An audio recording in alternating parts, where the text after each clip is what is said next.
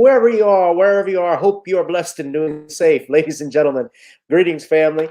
Of course, I'm tuning in. You see me without the glasses off today, but if you're looking for some opportunities, particular advertisement opportunities, then look no further at the link at the bottom to my email address. You can hit me up for advertisement opportunities. We are supporting and promoting your businesses here on this channel. You can also, if you would like to donate and subscribe to our Patreon, a link is at the bottom as well. So you have multiple ways in which you can advertise with the platform by emailing me when we go on through our live stream. You also have access to premium content, those that want to see premium content that you will not find here on YouTube or Facebook or Twitter, as I am suspended probably by now. You guys can check out the Patreon at link at the bottom. But advertisement opportunities, definitely email me, gavin.grich1@gmail.com for rates. And for the Patreon, it is the same as the YouTube channel. It is channel gboot2786. All right, I'll holla. Peace. Hi, I'm attorney Gavin Richard. Check out my latest book, The Commonwealth of Pennsylvania versus William H. Cosby Jr., The Destruction of Due Process in America. So, For approximately 2 years now, I have gone on a painstaking quest to investigate the rise and fall of an American icon, Bill Cosby.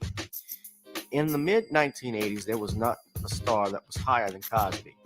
Advertisements with Coca-Cola, Jell-O, Kodak, along with the #1 television show for 5 straight years in a row on Thursday nights. It was must-see TV on NBC.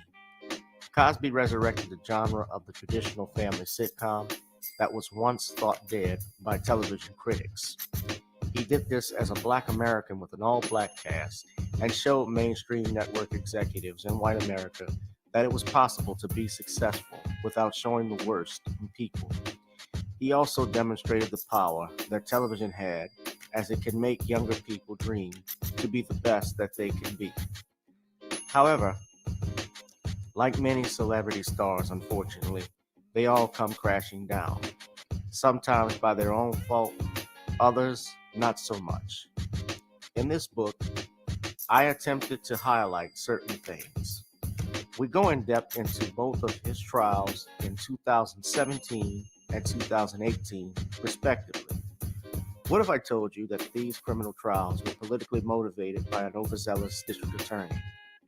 Will you also be shocked to learn the attacks on Mr. Cosby did not start in 2014, but also in the 90s, not long after his attempted quest to purchase a major network?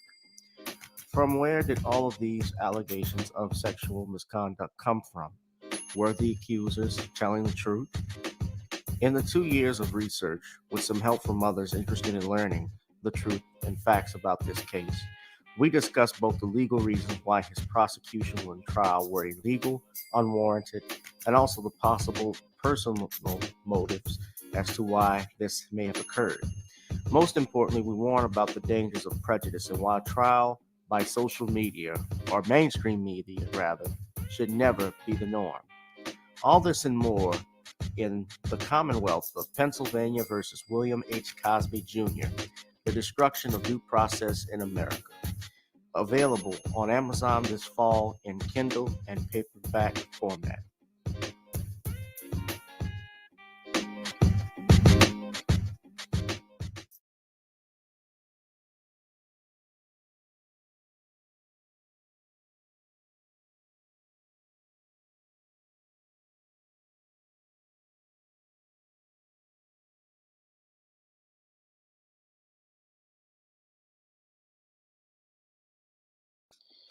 okay, ladies and gentlemen, that is the Facebook page for Ad Commonwealth Cause. Ad Commonwealth Cause for the latest book, The Commonwealth of Pennsylvania versus William H. Cosby Jr. We're going to go ahead and get started, ladies and gentlemen. Boom. How you doing tonight? It is welcome to another edition of Random Topic. 2 Wednesdays. I call it 2 Wednesdays because we're technically Wednesday right now and it's Tuesday.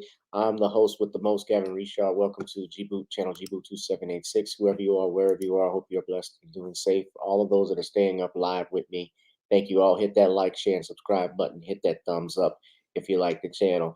I'm sorry for starting late. Let me apologize because I saw some of you saw that uh, the live stream time frame kept moving back and forth and so forth. And essentially, what happened, I had to actually go out and perform tonight. I did a set out in Ocean Springs, Mississippi, uh, at the Juke Joint. So shout out to them if they're watching. And I was traveling with somebody, so I was trying to get out as soon as I can. And it started. It seems we got out a little bit late, and just coming back and forth, it just delayed everything. So I initially thought of just canceling the show tonight and just coming on Wednesday. We're doing a random topic Wednesday because I know a lot of people will watch it, but I decided to come on here. It's like, no, the show's random topic Tuesdays, so we'll put it in air quotes Tuesdays, ladies and gentlemen. So we're just going to go ahead and get started with our topics. So I saw a lot that's just been going on. I'm gonna have a lot for Thursday because I did see where Whoopi Goldberg got in trouble. Did y'all see that? Whoopi Goldberg got in trouble for her made some remarks about the Holocaust, and I think I'm gonna have just save that for Thursday's show. But Whoopi Goldberg basically got her Negro wake up call.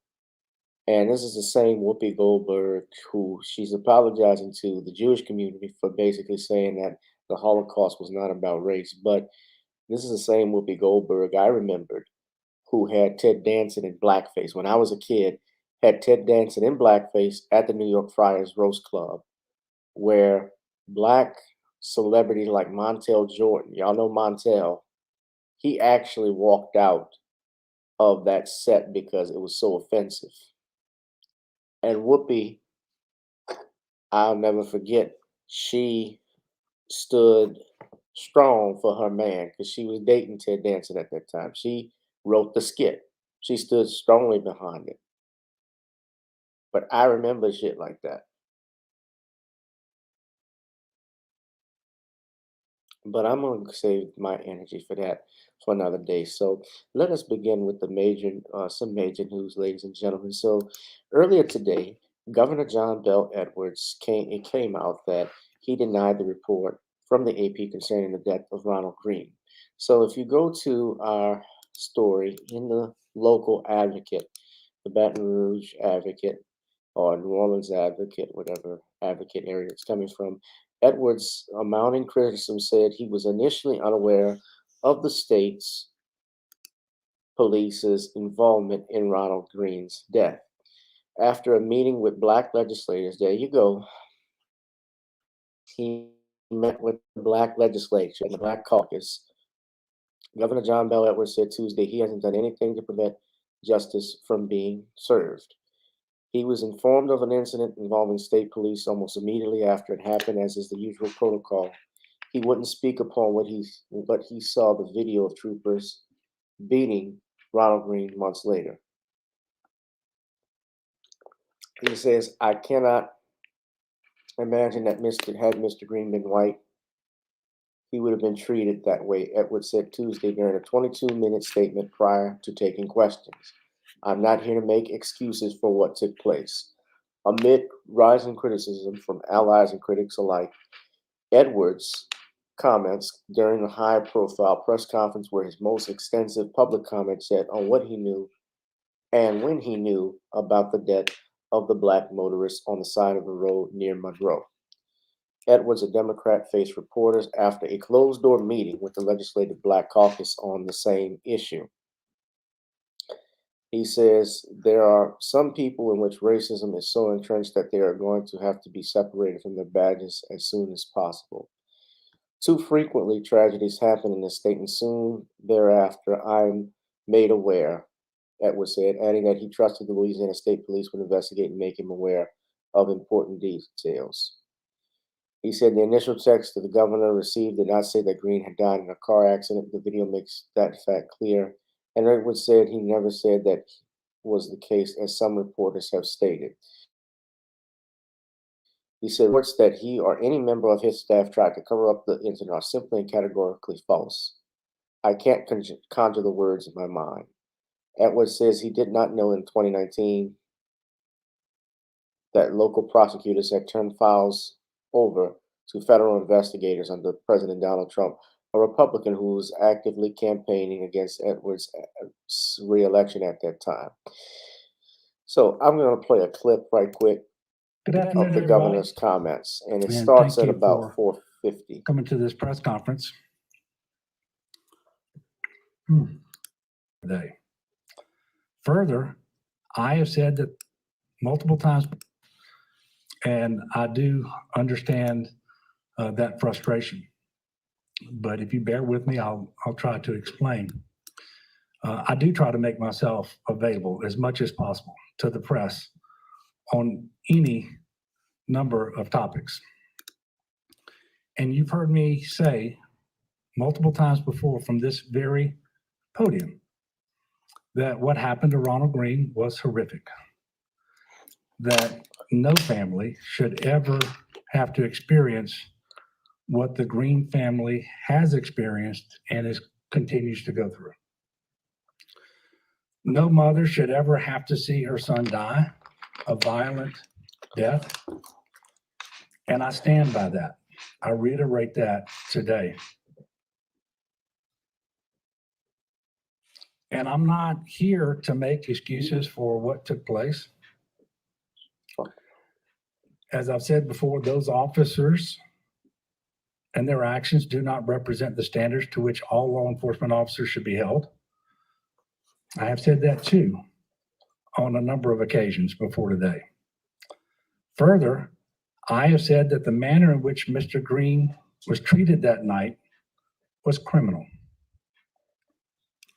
Now let me go further. I cannot imagine that had Mr. Green been white, he would have been treated that way.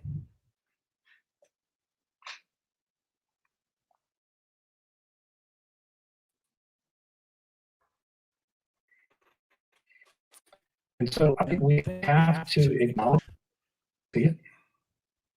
I think we have to make sure that we call it what it is.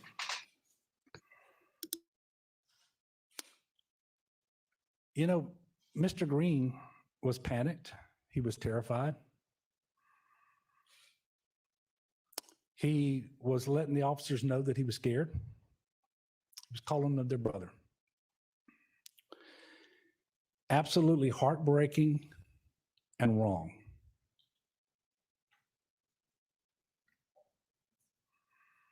And we would all do well as individuals and collectively if we would just acknowledge that.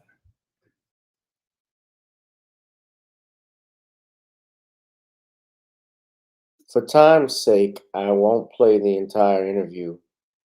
However, as I'm reading through W9, that's WAFB out in Baton Rouge, some key details here. You can go look at this article yourself. What it says into that meeting with the Louisiana Legislative Black Caucus, we don't know. They don't go in detail in the reports. What we do know is that the top GOP lawmaker of the state, Clay Schecksnyder, said Monday that he is weighing legislative action against Edwards for gross misconduct and the highest level of deceit in the governor's response to Green's case. Now, rest assured, I do not believe, what's up, Vulcan? I do not believe that I do not believe that your Clay Schecksnyder necessarily is doing this because he's concerned about Ronald Green. Rather, I think it's more about trying to get a Republican back into the governor's mansion. However, that does not mean that I don't support some type of inquiry as to what Governor John Bel Edwards knew. He is denying that he knew details of the information. He said he trusted the state police to come up with do its rightful investigation.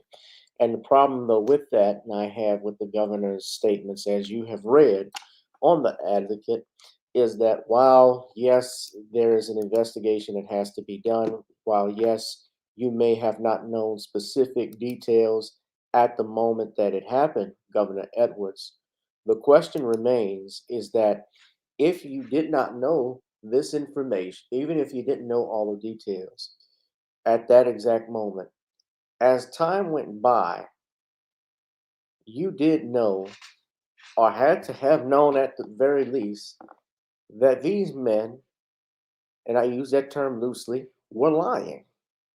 When the state police were telling everyone that Donald Green died in an accident, this happened in 2019. So from 2019, I believe in May of 2019, till we find out in, I believe it was late 2021, for 2 years, they were telling this story that Ronald Green died in a car accident, and we knew that not to be the fact. You knew from the text message, it says that he died in it says, and I quote, there was a violent struggle. A struggle, I'm maybe paraphrasing, but I do know the word struggle was used. So if there was a struggle, a car accident simply cannot be a struggle. A car accident is not a struggle, Governor Edwards. So, sir, with all due respect, and I've met Governor Edwards before, and yeah, he was nice and all. And that there is That doesn't matter to me. And I know some people in the Congressional Black Caucus, the Louisiana Legislative Black Caucus. I have a couple of colleagues, fellow attorneys who are in there. Perhaps I can inquire, and probably I'll do this next show. I would like to inquire exactly what did they discuss with John Bel Edwards, because I'm curious as to what exactly they went over, and if it was just we're going to support you, Governor, and you didn't ask tough questions, then I'm going to have problems with you come election year. And I think we have to hold, excuse me, hold on. I don't think I have never done we do have to hold prevent justice from being served. These elected officials accountable.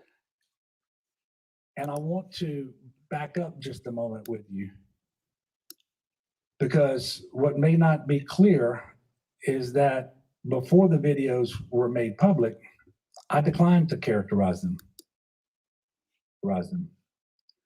Not because my opinion was different then than it is today, but because I had been asked by the U.S. Department of Justice that videos not be made public so as not to interfere or interrupt, compromise their investigation. I believe their request applied to my thoughts about the videos as well. However, once they were in the public arena, I no longer felt bound by that limitation, and I expressed the opinion that I felt from the beginning, the opinion I held from the very first time that I saw the videos in October of 2020, that the misconduct seen in the video was criminal. So it was October 2020 when he knew. So I say 2021, but still, when he saw the videos, he said it was in October 2020.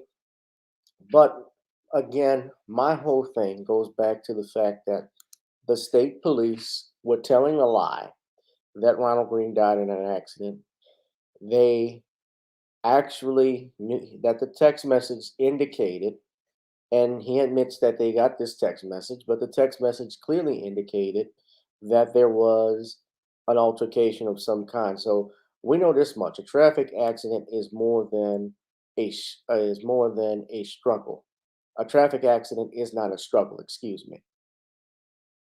So, what exactly happened, Governor? You have some answers to give, and Louisiana's Congressional Black Caucus, Louisiana State Legislative Black Caucus, we're looking at you too. I'm looking at y'all. I know a few people in that caucus, and I want to know, when you met with the governor, did you ask the hard questions? So maybe we can talk about that for next show. I'll have some answers for y'all, ladies and gentlemen. But we're gonna move into the next topic. Hit that like, share, and subscribe button. Vulcan, you didn't get a notification because I kept changing the time, unfortunately. But let's go ahead. Let's look at this now. The former Miami Dolphins head coach Brian Flores has filed a landmark racial discrimination lawsuit against the NFL. According to ESPN, and we'll go to ESPN right now, and I'm going to say fair use. Fair use allows for the purposes of copywritten material to be used if it's done uh, for education, news, and commentary, which this is, ladies and gentlemen. But we have here Brian Flores has filed a suit against the entire NFL, including the coach, including all 32. This is all 32 teams. He also sued 3 teams and alleging racial discrimination. The 58-page lawsuit was filed in Manhattan court, federal court that is, on Tuesday, and seeks class action status. In it, Flores alleges some serious accusations, particularly that Miami Dolphins owner Stephen Ross attempted to incentivize him to tank or purposefully lose games shortly after he was hired in 2019, with Ross allegedly offering the coach $100,000 to do so. According to, as we read further in ESPN, Flores, it says, was, as a team, won games late in the season. Dolphins general manager Greer says that he told him that Stephen Ross was mad that Flores on the field success was compromising the team's draft position. Additionally, Flores alleges Ross pressured him into recruiting a prominent quarterback at the end of the 2019 season, which Flores refused to do as to not to violate NFL's rules on tampering. Now, it has come out allegedly that the quarterback that Flores is talking about is none other than Tom Brady, who just announced his retirement.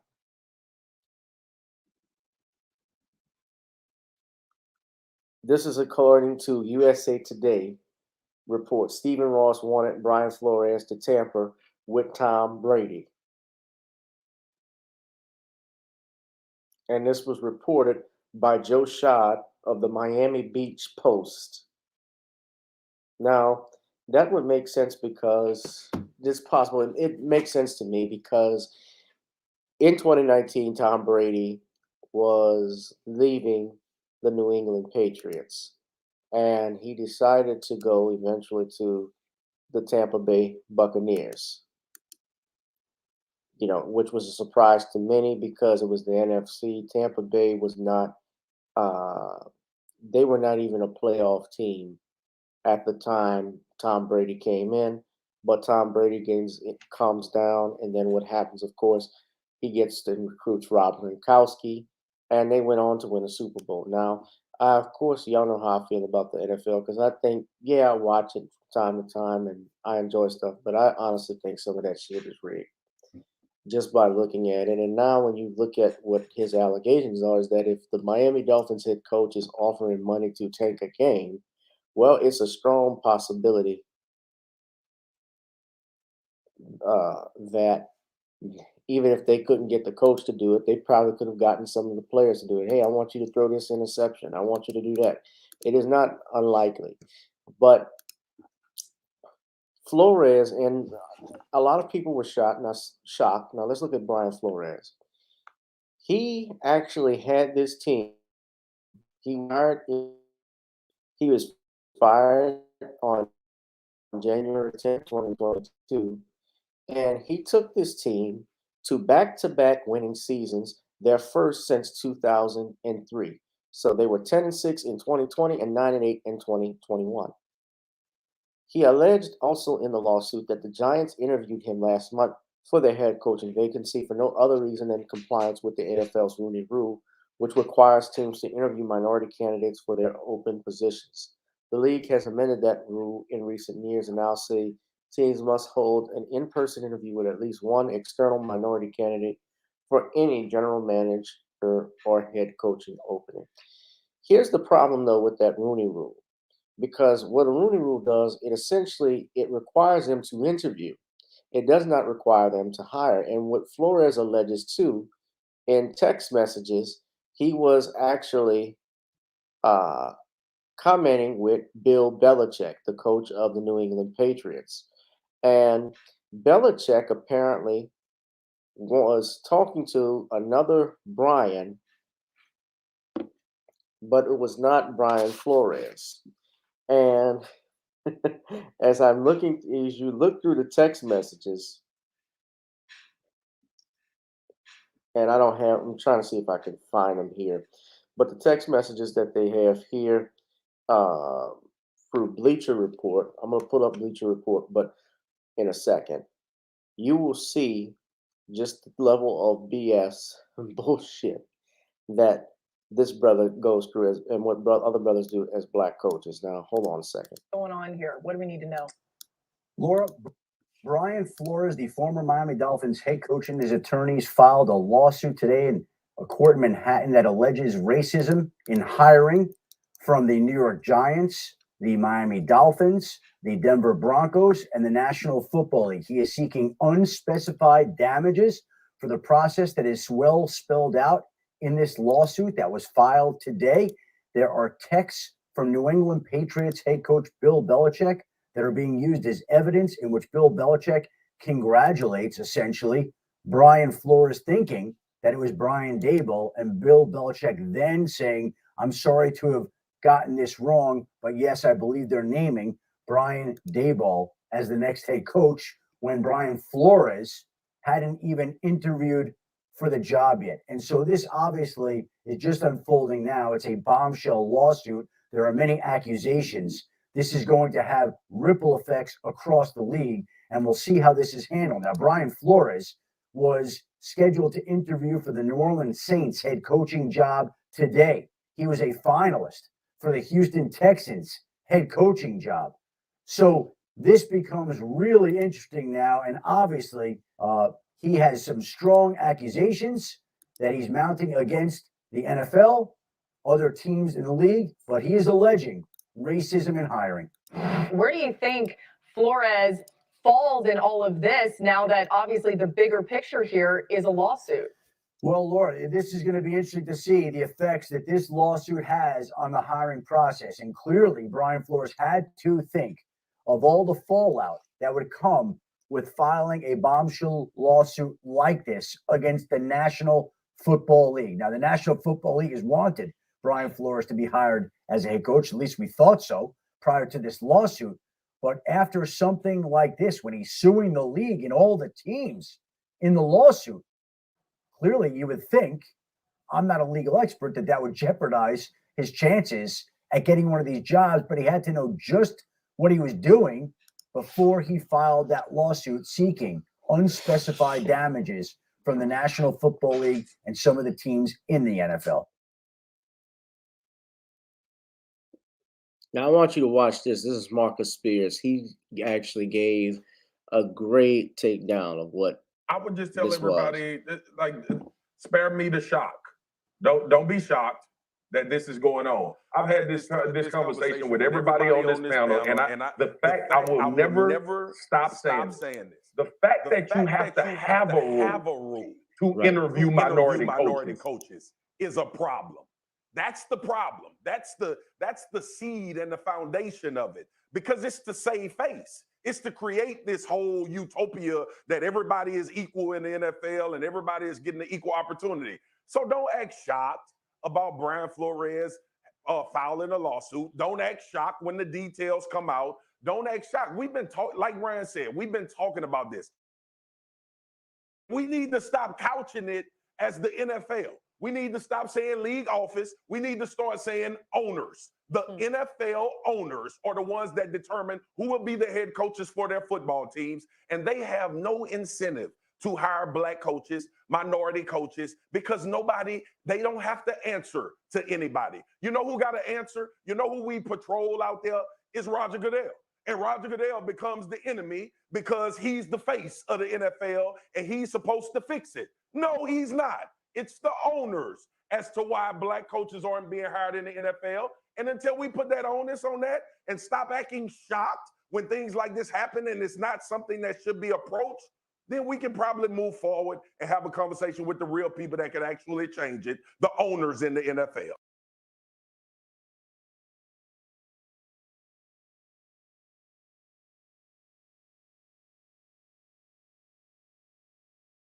Let me just show you this right quick. These are the text messages from Bill Belichick. Now, they were clowning Belichick on here. Belichick wasn't faking his technophobia. So he says, sounds like you have landed. Congrats. Brian Flores says, did you hear something I didn't hear? Giants? I interview on Thursday. I think I have a shot at it. Got it. I hear from Buffalo and New York Giants that you are their guy. Hope it works out if you want it to. That's definitely what I want. I hope you're right, Coach. Thank you. Coach, are you talking to Brian Flores or Brian DeBoyle? Just making sure. He said, sorry, I fucked this up. I double checked and I misread the text. I think they are naming DeBoyle. I'm sorry about that, BB. Thanks, Bill. Now, this was before, if you read USA Today, they say here that apparently Flores had this job, was supposed to interview Thursday, but he got this text message on Tuesday, which was a sham. Now, it is not just the Giants as well, but he also named Denver Broncos, including John Elway, in this suit. So if you read here further on ESPN, what they highlight with Elway, and I found this to be interesting, not surprising, but interesting, was that your John Elway, apparently, who's named in this suit, the Broncos had an interview on January 5th, 2019, with Flores, saying it started promptly at 7:30 a.m. in Providence, Rhode Island, lasted 3.5 hours, and was conducted with 5 team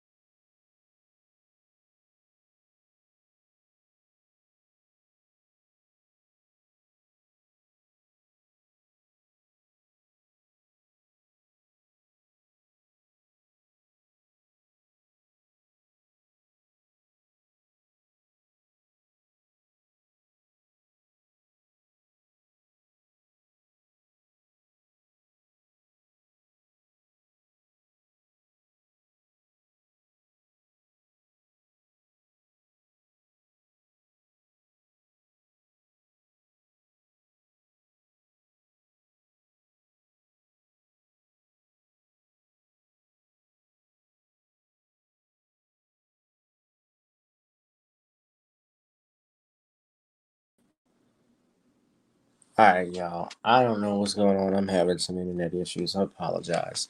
Hit that like, share, and subscribe button. I apologize for that. But what I was just reading was that.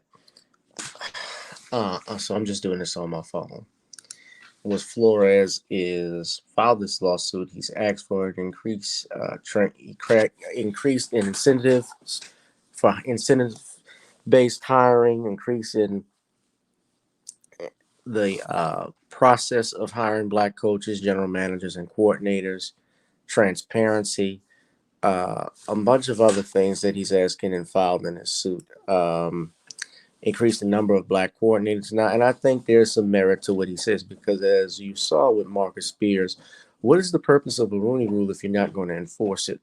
Honestly, the fact that you have a rule, as he stated, is the big issue. That points out to a fault and fallacies that you have in the NFL because it's a good old boy system. I mean, the Giants just fired Joe Judge. Joe Judge had been the coach for only 2 seasons. Couldn't get anything done with Eli and can't even do anything with the new quarterback. So there's a lot of truth to what he's saying. And I don't know what's going on. I think that could be messing with my live stream for all I know. My internet, I don't know what happened. Looks like my internet may be messed up because I don't know what's going on. But what do y'all think of Coach Flores, his lawsuit? So hit that like, share, and subscribe button, ladies and gentlemen. And the last thing I'm going to talk about, because I'm going to just go ahead and get on out of here, and I might, I know I stated I was going to talk about this, but I definitely want to get through this. So now, the next thing I want to discuss is that you have artists that are pulling their music from Spotify over Joe Rogan's support. So I didn't know initially what was going on and all the facts of this, but apparently this concerns some talk about COVID-19 and something that Joe Rogan had on his platform. And I believe what it is that they're accusing, well, Rogan is spreading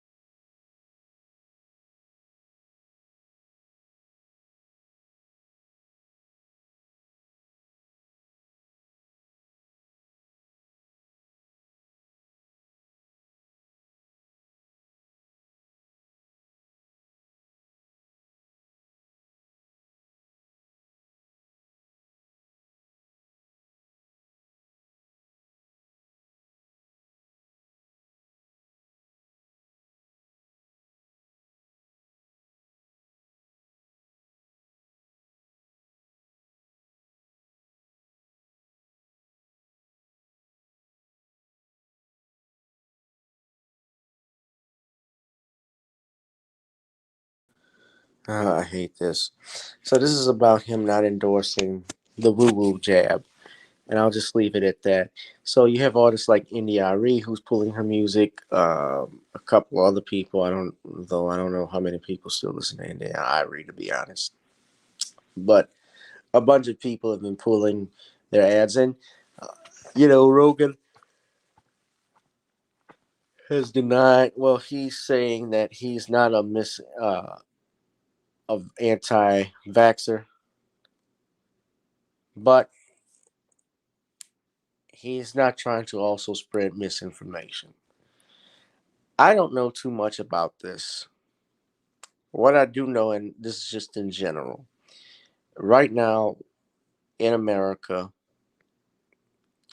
you have a crowd, two crowds, one for this and one for that. And each person is going to give you, or each crowd member, let's say they have a representative, they're going to give you their take why their side is better and vice versa. Everybody is not going to agree with everything you say. And everybody's not going to accept the same thing. There are people for different reasons who don't like it to do this, and that's their right. There are also people who say this, and that's their right. But I don't like indoctrinations. Now, I don't support Joe Rogan. I don't listen to his podcast. I've heard the people he's had come on.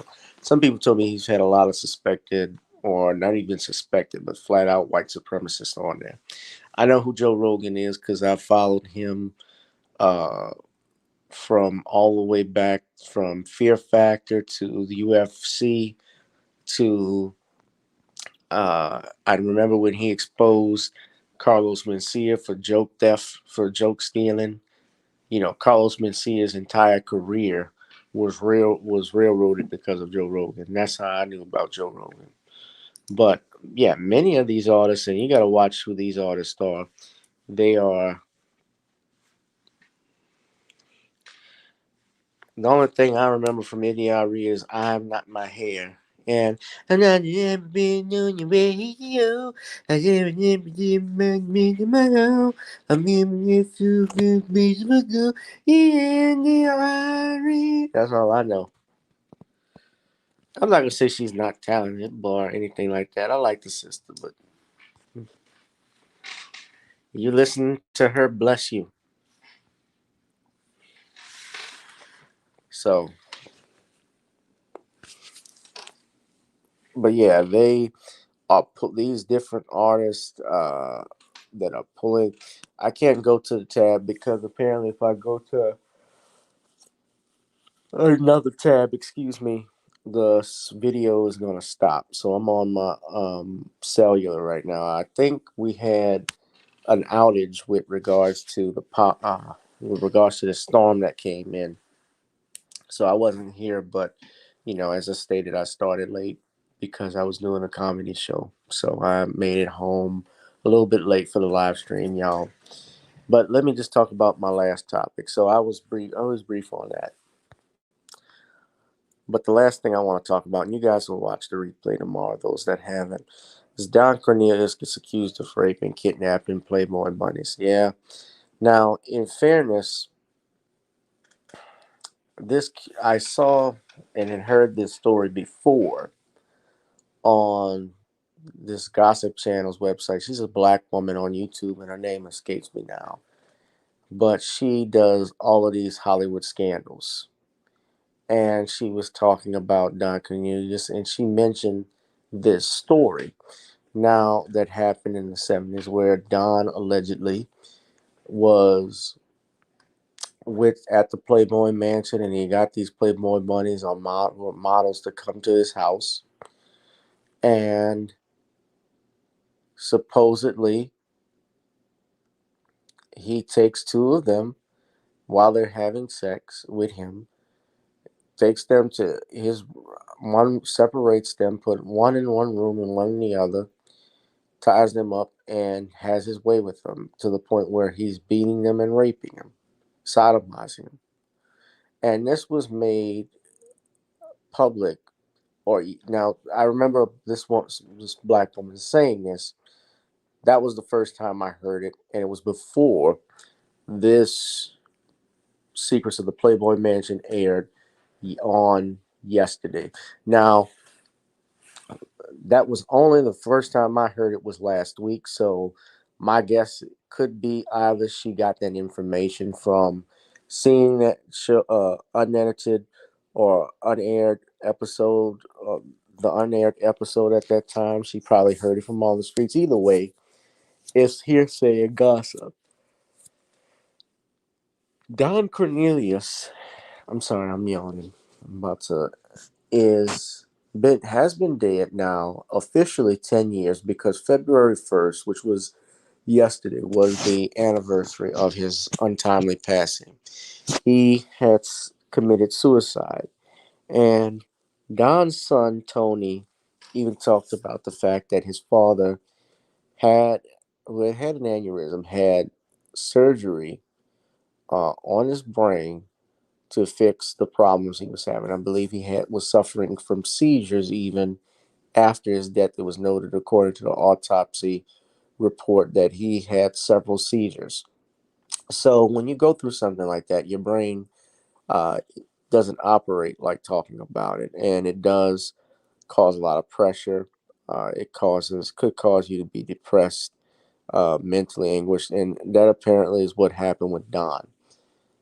It was a tragic situation, but I am beyond. Now, the woman who brought this up on the Playboy, The Secrets of the Playboy, and I did a video about this. This PJ Matson woman, who is the same woman I told you this that accused Bill Cosby and Marv Albert. Now she's talking about Don Cornelius. Don Cornelius, as I said before, has been dead for 10 years. These alleged incidents happened in the 1970s, and similar with your Bill Cosby, you had over 40 plus years, let's say 37, 38 years, in which to bring charges, in which to bring these accusations forward, especially if he was alive. If they had brought all of this out during the 1970s, with Soul Train being the hippest trip in America at that time, it would have effectively destroyed not only Soul Train, but Don Cornelius' life and career. And a black man in the 1960s, 70s doing what Don Cornelius did was unheard of. It would not have been easy to destroy his life based off these accusations.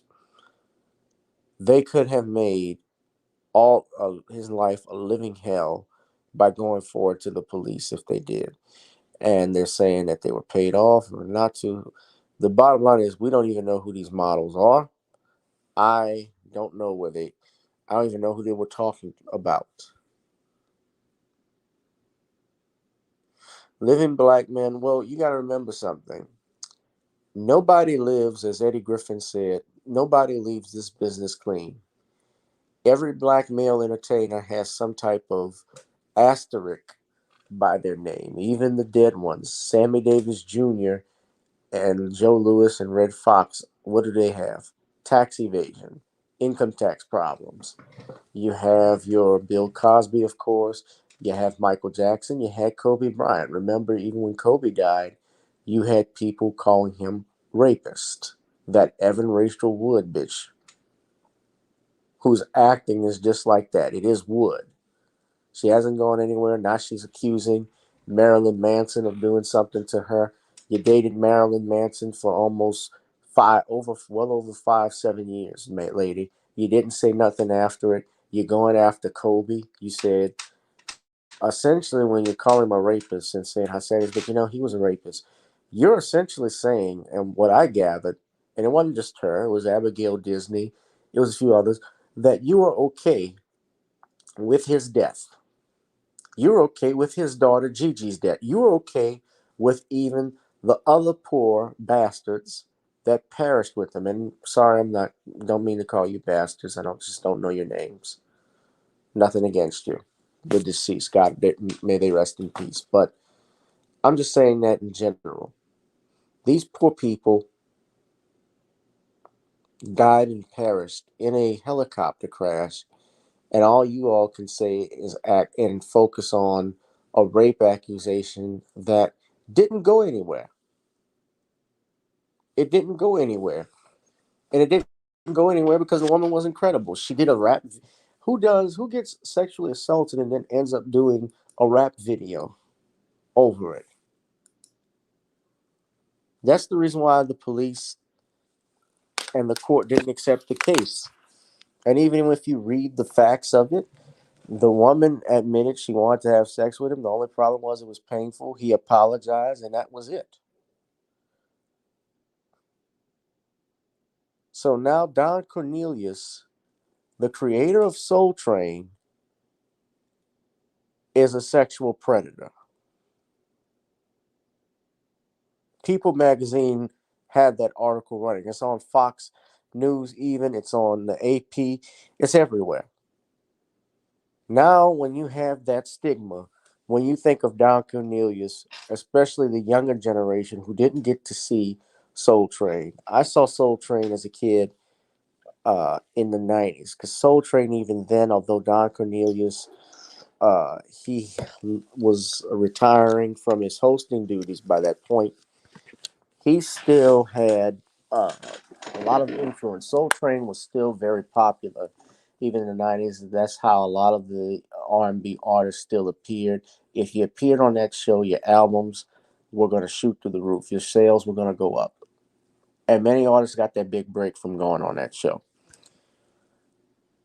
But long story short, I call bullshit on it.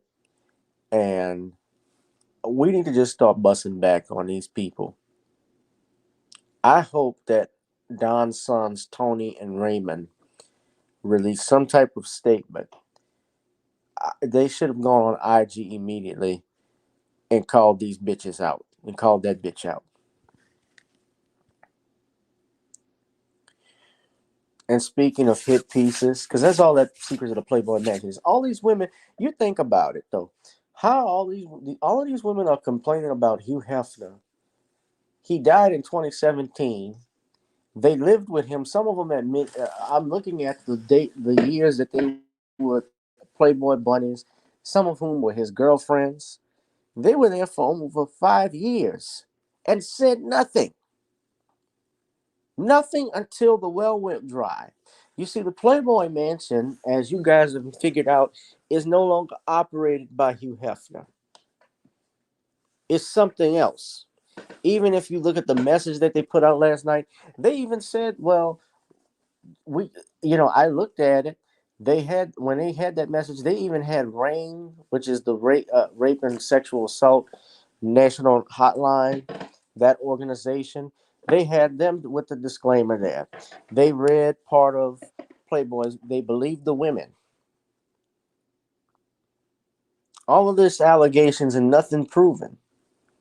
You can say anything. Anybody can say anything. That's why we got to hit back on that Camu Bell bullshit. And I'm going to say this. Speaking to that, I have already, let's walk, guys.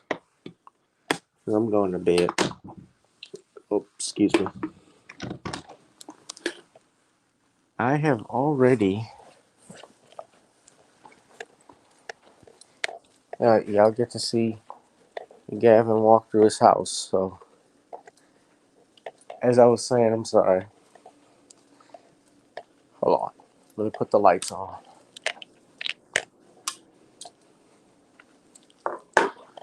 So, I'm about to close it out, but I have already watched a part of that docuseries, that shit piece.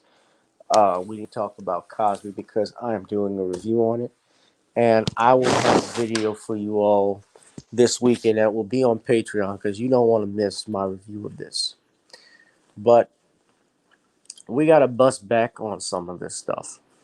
And I would, if I were representing either Dr. Cosby, if I were representing the estate of Don Cornelius, I would certainly, in my power, I mean, you can't defame a dead man. Anybody can say anything.